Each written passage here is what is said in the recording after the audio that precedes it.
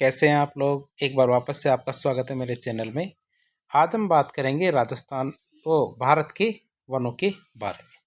जब हम भारत के वनों की बात करते हैं तो भारत के वनों को किस प्रकार से अध्ययन किया जाता है। वनों की बात करें तो भारत में वन और वनों के प्रकार किस प्रकार से करेंगे। हम भारत के वर्गीकरण करेंगे वनों का कितने आधार पे, 3 प्रकार से। भारत में वनों का वर्गीकरण 3 प्रकार से करते हैं। पहला आता है प्रशासनिक वर्गीकरण, फिर आता है नवीन वर्गीकरण और फिर आता हमारा वृक्ष छत्र के आधार पे वर्गीकरण। 3 आधारों पे हम वर्गीकरण करते हैं। सबसे पहला आता हमारा प्रशासनिक आधारित वर्गीकरण। प्रशासनिक आधारित वर्गीकरण की बात करते हैं। इस आधार पे वनों को 3 भागों में बांटा गया है, जैसे कि हमारे आरक्षित वन, संरक्षित वन और अवर्गीकृत वन। ये डेटा हमारे जो वर्तमान वन रिपोर्ट होती है इससे अलग होता है। क्यों? क्योंकि जो ये रिकॉर्ड्स की बात आती है, रिकॉर्ड्स में कितने वन लिखे गए हैं तो ये आंकड़े ऊपर नीचे चलते रहते हैं, जबकि हमें केवल इनका ये याद करना होता है कि कौन से वन सबसे ज़्यादा है और कौन से वन सबसे कम है। तो प्रशासनिक आधार पर कौन कौन से हैं? आरक्षित वन, संरक्षित वन और अवर्गीकृत वन। जब भारत के बारे में पूछा जाता है तो आपको इसके क्रम पता होना चाहिए। सबसे पहले रिजर्व फॉरेस्ट आएगा, फिर प्रोटेक्टेड आएगा और फिर आएगा हमारा अनक्लासिफाइड। और यदि ये राजस्थान के परिप्रेक्ष्य में पूछा जाएगा तो ये अपने आप ही चेंज हो जाएगा। सबसे पहले आएगा प्रोटेक्टेड, फिर आएगा रिजर्व और फिर आएगा क्या अपना कौन सा, अनक्लासिफाइड। तो आप इसे याद रखेंगे। भारत के परिप्रेक्ष्य में तो इसे RPU और राजस्थान के परिप्रेक्ष्य में इसे PRU के नाम से याद करेंगे। क्यों? क्योंकि परीक्षा में हमेशा पूछे जाने वाला सवाल है। अधिकांशतः यही सवाल पूछे गए हैं। तो आपको परसेंटेज कभी नहीं पूछा गया है, लेकिन आपको इनके क्रम पता होने चाहिए। सबसे पहला आता है हमारा आरक्षित वन, जो हमारे 13.45% है रिकॉर्ड के अनुसार। अब आरक्षित वन किसे कहते हैं? इन वनों में सभी प्रकार की मानव गतिविधियों को प्रतिबंधित किया जाता है, अर्थात मानव किसी भी प्रकार की कोई गतिविधि इनके अंदर नहीं कर सकता, प्रवेश भी नहीं कर सकता। फिर आते हैं हमारे संरक्षित वन, 6.46% रिकॉर्ड के अनुसार।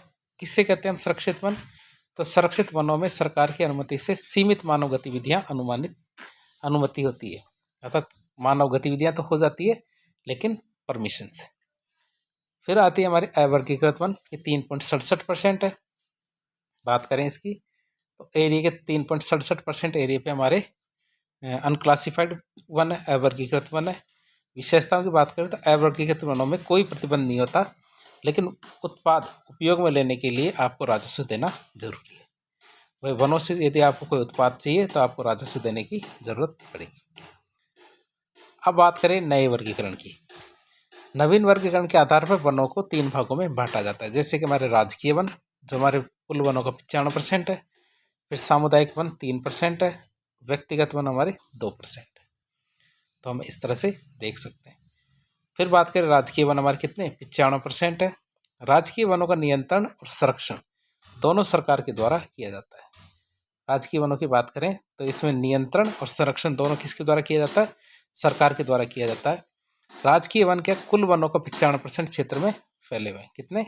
95% क्षेत्र में फैले हुए हमारे राजकीय वन। फिर आते हैं हमारे सामुदायिक वन, ये हमारे 3% एरिया में फैले हुए हैं। सामुदायिक वनों का नियंत्रण और संरक्षण किसके द्वारा किया जाता है? स्थानीय निकाय। अब स्थानीय निकाय क्या होते हैं? स्थानीय निकाय 2 होते हैं। एक तो पंचायती राज होता है, क्या होता है? एक तो हमारे पंचायती राज इंस्टीट्यूशंस होता है PRI, और एक होता है अर्बन लोकल बॉडीज। क्या होता है? एक तो हमारे क्या होता है पंचायती राज इंस्टीट्यूशन और एक होता है हमारे क्या, अर्बन लोकल बॉडीज। तो ULB किसे कहते हैं? जैसे हमारे नगर निगम, नगर परिषद, नगर पालिका ये आते हैं, और PRI का मतलब होता है पंचायती राज इंस्टीट्यूशन। इनके द्वारा किया जाता है हमारे सामुदायिक वनों का संरक्षण और नियंत्रण। फिर बात करें तो भारत के कुल वनों का 3% एरिया में इनका द्वारा संरक्षित किया जाता है। जैसे राजस्थान के अंदर यदि जयपुर में जाएंगे तो संजय उद्यान है। तो ये इस प्रकार के जो एरिया होते हैं ये हमारे ULB के द्वारा और PRI के द्वारा संरक्षित किए जाते हैं। तीसरा आता हमारे व्यक्तिगत वन। व्यक्तिगत वन की बात करें तो व्यक्तिगत अधिकार वाले वन होते हैं। क्या? व्यक्तिगत अधिकार वाले वन होते हैं और कुल वनों का 2% एरिया में होते हैं। अब हम बात करेंगे छत्र के आधार पर। क्या? छत्र के आधार पर वनों का वर्गीकरण देखें तो छत्र के आधार पर वनों को 3 भागों में बांटा जाता है। एक तो होते हैं हमारे अति सघन वन। क्या? अति सघन वन अर्थात हम कैनोपी की बात करेंगे, छत्र छाया की, अर्थात पेड़ से कितनी छाया बन रही है, अर्थात उनकी पत्तियों से कितनी छाया बन रही है। तो उनकी मात्रा के आधार पर वनों को 3 भागों में बांट रहे हैं। अति सघन वन, हमारे दूसरे आते हैं मध्यम सघन वन और तीसरा आता है खुले वन। अति सघन वन तो 3% है, मध्यम सघन वन 9% और खुले वन कितने 9%। अब टोटल की बात करें हम तो टोटल वनावरण कितना 21.76%, मतलब 7,15,343 वर्ग किलोमीटर में हमारे टोटल वनावरण है। ठीक है, वृक्षावरण की बात करें अर्थात वनों से बाहर जो पेड़ हैं उनकी बात करें तो भारत में हमारे 3.41%, मतलब 1,12,014 वर्ग किलोमीटर हमारे वृक्षावरण है। और दोनों को मिला के देखें तो हमारे 8,27,357 वर्ग किलोमीटर, मतलब 25.17% हमारे वृक्ष और वन दोनों मिला के। यदि आपसे पूछा जाए कि वनों के बारे में पूछा जाए केवल वन, तो आपको 21.76% बताना है। केवल वृक्षों के बारे में पूछा जाए तो ये बताना, और दोनों ही नहीं बता रहे, वन भी नहीं बताते और वृक्ष भी नहीं बताते, तो आपको 25.17% बताना है। जो हमारा टारगेट कितना 33% का है। भारत में कितना वृक्षावरण और वनावरण होना चाहिए, हमारा 33% होना चाहिए, और हमने कितना अचीव कर लिया 25.17% तो अचीव कर लिया।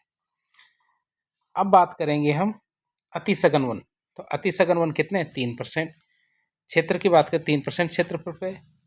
कैनोपी की बात करें तो इसमें कैनोपी 70% से अधिक होती है, अर्थात इनकी पत्तियों की जो घनिष्ठता की बात कर रहे हैं, अर्थात कितने घने वन है, तो उसमें 70% से ज़्यादा कैनोपी जिसके पास होती है वो अति सघन वन होते हैं। फिर आते हैं हमारे मध्यम सघन वन, तो 9% है, अर्थात क्षेत्रफल की बात करें तो 9%। वृक्ष क्षेत्र की बात करें तो 40 से 70%। वृक्ष क्षेत्र कितने होते हैं 40 से 70%। फिर बात करें ओपन वन, खुले वनों की, तो खुले वनों की बात करें तो एरिया 9% है, और वृक्ष क्षेत्र कैनोपी कितनी है 10 से 40%। अब हम बात करते हैं लेटेस्ट अभी जस्ट आई है एक भारत वन स्थिति रिपोर्ट 2023।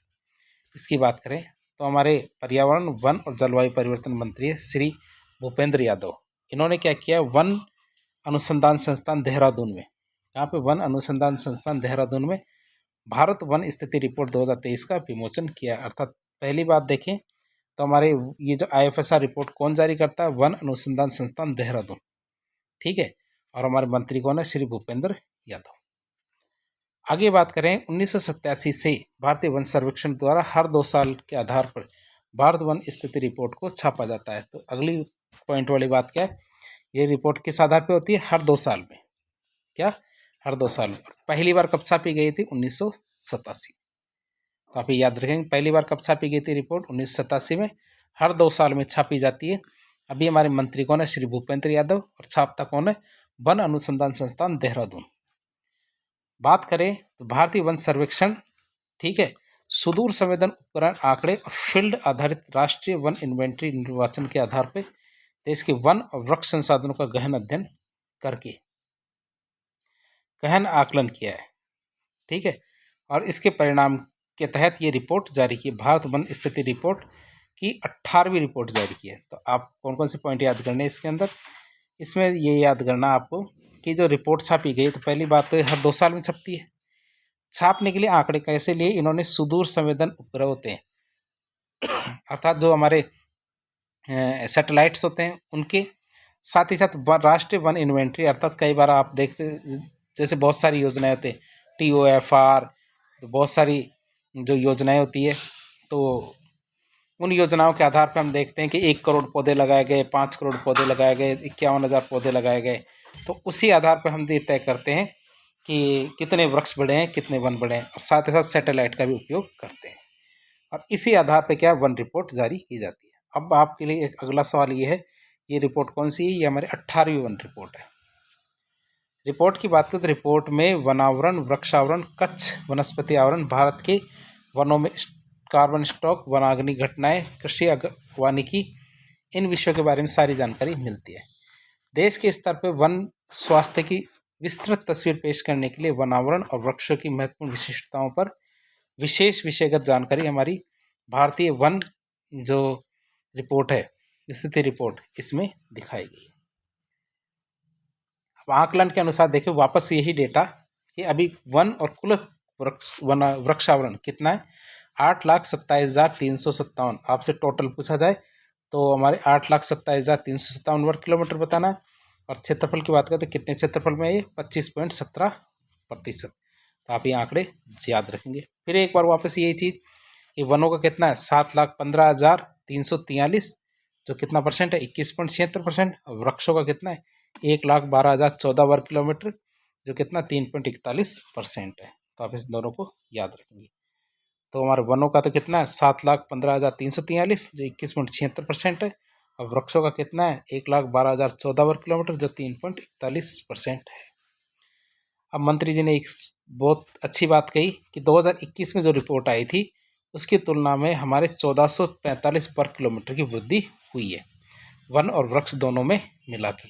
और उन्होंने इसका कारण क्या माना, क्योंकि हमारी जो रियल टाइम अग्नि चेतावनी और वन अग्नि सेवा, ठीक है, इन्होंने बहुत अच्छा काम किया है, इस वजह से हमारी ये वृद्धि हुई है। कितनी वृद्धि हुई है 1445 वर्ग किलोमीटर की।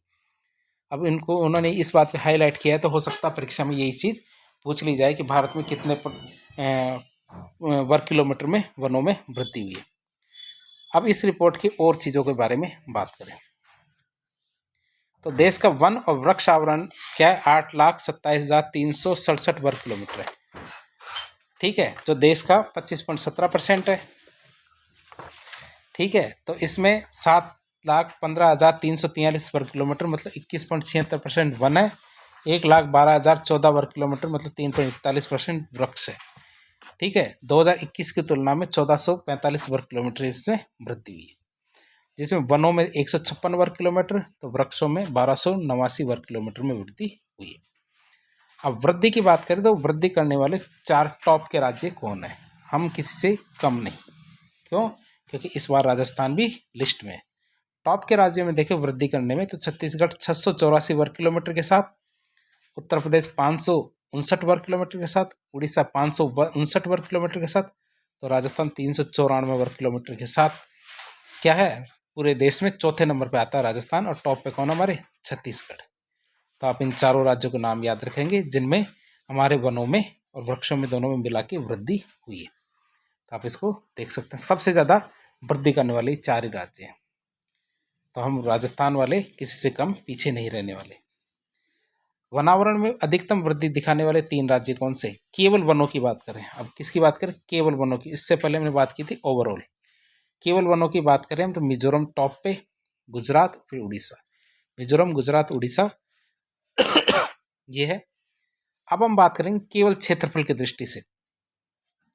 क्षेत्रफल की दृष्टि से भारत में सबसे अधिक वन और वृक्ष वाला कौन से 3 राज्य हैं, तो मध्य प्रदेश 85,724 वर्ग किलोमीटर के साथ, अरुणाचल प्रदेश 67,083 वर्ग किलोमीटर के साथ, और महाराष्ट्र 65,383 वर्ग किलोमीटर के साथ टॉप पे चल रहा है। तो आप इसे याद देख लेंगे। अब बात करेंगे क्षेत्रफल की दृष्टि से, क्या क्षेत्रफल की दृष्टि से सर्वाधिक वनावरण वाले 3 राज्य कौन कौन से। तो अब देख लें, मध्य प्रदेश टॉप पे, अरुणाचल प्रदेश, फिर छत्तीसगढ़। क्यों, क्योंकि अब बात कर रहे हैं किसकी, केवल वनों की। किसकी बात कर रहे हैं, केवल वनों की। और इससे ऊपर बात कर रहे थे हम किसकी, क्षेत्रफल की दृष्टि से। तो क्षेत्रफल की दृष्टि देख रहे, अब क्या केवल वन कहाँ है, तो हमारे महाराष्ट्र से जीत गया कौन, छत्तीसगढ़। अब हम बात करें कुल भौगोलिक क्षेत्रफल की तुलना में वन आवरण की प्रतिशत की दृष्टि से देखें तो टॉप में कौन है, हमारे लक्षद्वीप 91.33% एरिया में वन है, जो सबसे ज़्यादा है। फिर इसके बाद मिजोरम आता है 85.34% वन है। तो अंडमान निकोबार द्वीप समूह में 81.62% वन है। एक सबसे अच्छी बात यह है कि हमारे 19 राज्य और केंद्र शासित प्रदेशों में 33% से ज़्यादा वन है। कितने, 33% से ज़्यादा वन कितने, 19 राज्यों और केंद्र शासित प्रदेशों में।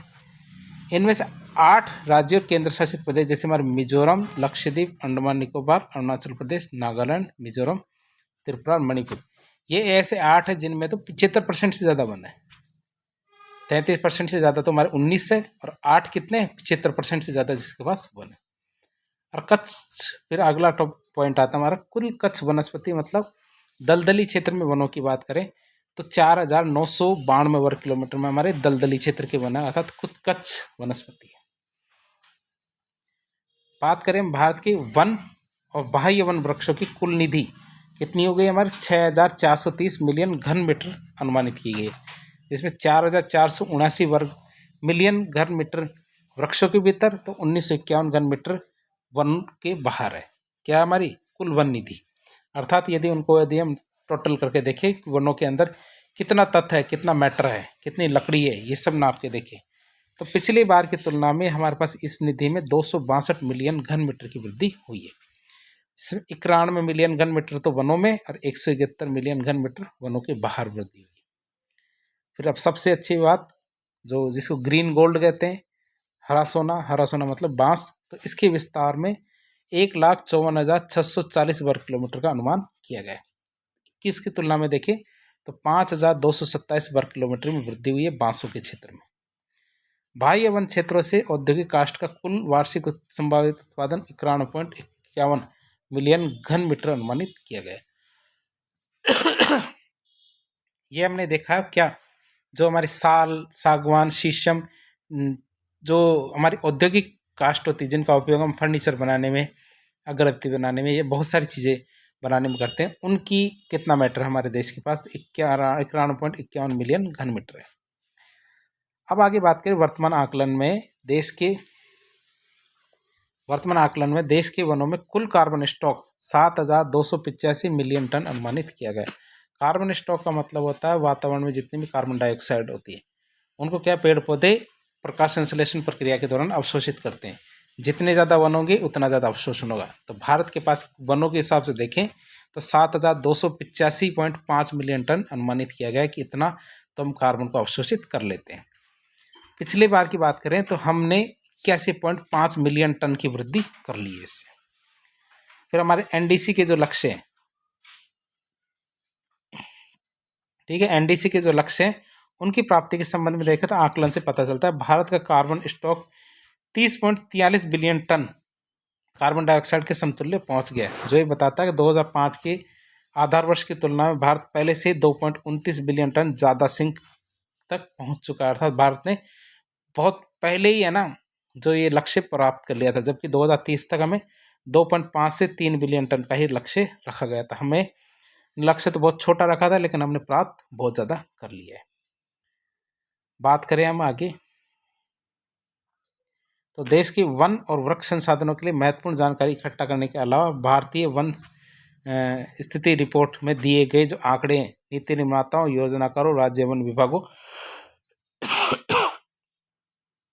अनुसंधान संगठनों, विभिन्न विकास कार्यों में शामिल जो एजेंसियां हैं, शिक्षाविद हैं, सिविल सोसाइटी, प्राकृतिक संसाधन संरक्षण एवं प्रबंधन में रुचि रखने वाले अन्य हितधारकों के लिए सूचना के उपयोगी स्रोत के रूप में काम करेंगे। तो इस तरह आज के लेक्चर में हमने भारत की वन रिपोर्ट के बारे में देखा, भारत में वनों का वर्गीकरण के बारे में देखा। ये नया वर्गीकरण हमारी परीक्षा की दृष्टि से बहुत ज़्यादा इंपॉर्टेंट है, आप इसको सीरियसली लेकर अध्ययन करें। तो इस प्रकार के इन्फॉर्मेटिव वीडियो देखने के लिए हमारे चैनल से जुड़े। वीडियो यदि पसंद आता है तो वीडियो को लाइक करें, चैनल को सब्सक्राइब करें, अपने दोस्तों के साथ शेयर करें। यदि आपको कोई सुझाव हो कमेंट के माध्यम से बताएं। धन्यवाद।